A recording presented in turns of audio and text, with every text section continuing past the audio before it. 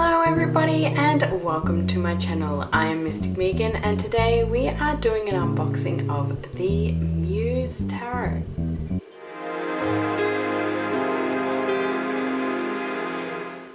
If you're new here, welcome to my channel. I'm Megan and I create videos about all things tarot and divination. This includes tutorials, unboxings, as well as pick a card readings. So if that's something you're interested in, please be sure to let me know by hitting that subscribe button. In today's video, I am doing an unboxing of the Muse Tarot. Now, so for me, one of the big things about tarot, something that's really important to me personally, is the design and illustration of the cards. I actually come from a graphic design background, so I really find it interesting the different designs and concepts that go into each card and into each deck. So the Muse Tarot is a tarot deck created by Chris and this deck here is actually quite different from her Light Seers Tarot, which I have here, and she also has an Oracle deck, which is the Sacred Creators Oracle. So let's open it up. That is the inside. We have some text here that says, "There is magic in truth, there is truth in my veins, where my blood speaks in sooth, and my mind has no reins." That is lovely. Alright, the instruction booklet. The instruction booklet that I have for my Light Seers Tarot, I have used so much. Like, I really like booklets this size, and you know, they have like lots of information in it. I already know that I'm going to use this instruction booklet quite a lot. The Light Seers Tarot instruction booklet is looking a little worse for wear because I literally carry it with me everywhere, just so I can sit down on the train and read and study the deck while I am not at home. So let's have a look at the contents here. Just having a glance through this, I can see that the minor arcana has been changed. So we have the suit of inspiration, the suit of emotions, the suit of voices, and the suit of materials. Now in this book here, we don't have the images of the cards, we just have the numbers,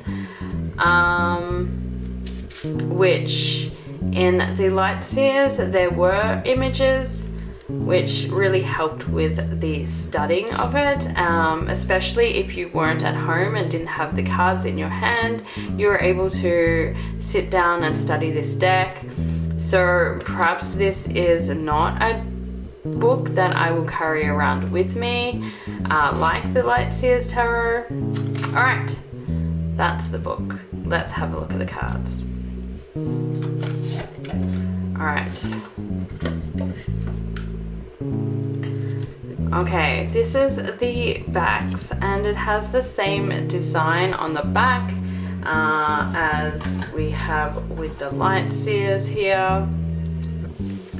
Alright, so now that we have opened it up, we've gone through the instruction booklet, let's just go through a little flick through of each of the cards. At this point, I'm just going to go through the cards. I'm going to put some music on in the background so you can just enjoy the visuals. So let's begin.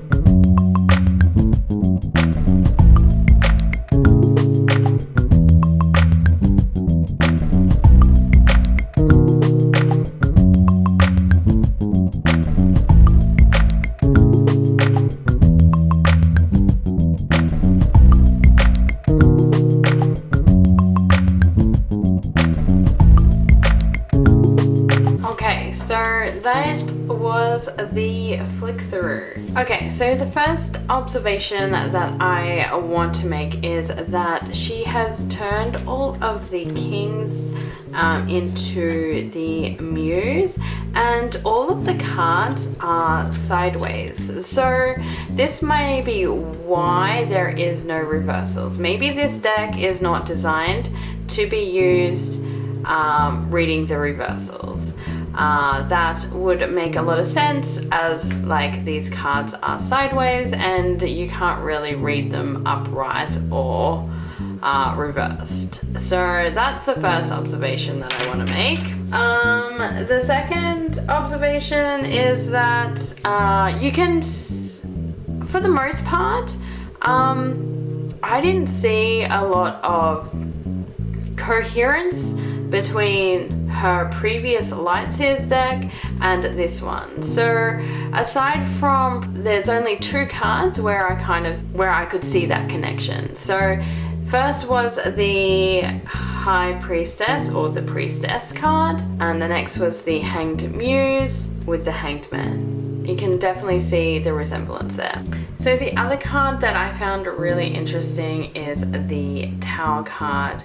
Now, I know a lot of people are fearful of the Tower card or feel uncomfortable whenever they pull the Tower card, but I feel like this is a card, if you can really know how to accept and work with this energy, that actually it is a very powerful energy for transformation. And I feel like that's what I get in this card. Anyway, with that, let's give it a shuffle and pull out a card and then read from the instruction booklet.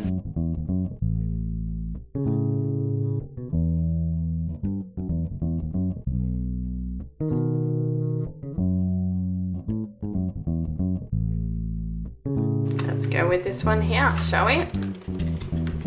What do we have? Two of Voices. So let's try and find this card in the book. So we have the suits here, so we know it's the Voices 71.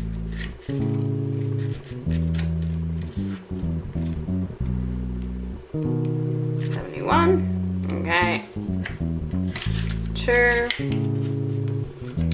Alright. Keywords: indecision, the angst of not knowing the way, choices, feeling like you are between a rock and a hard place, silent intuition. Two paths, two options. One is real and one is not. One leads to a future and one will fade away as potential without form. The two of the voices sit at the doorway, gently spinning dualities for the travelers below. She offers paths that lead in different directions so that we will remember that we have free will.